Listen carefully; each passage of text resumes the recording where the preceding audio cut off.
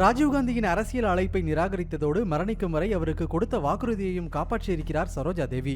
தமிழ்நாட்டில் எம்ஜிஆர், ஜெயலலிதா, ஆந்திராவில் என்டிஆர் என சினிமா பிரபலங்கள் அரசியலில் கொடிகட்டி பறந்த காலத்தில் திரைப்பட கலைஞராக வலம் வந்த சரோஜா தேவிக்கும் அரசியலில் கால்பதிக்க வாய்ப்பு கிடைத்திருக்கிறது.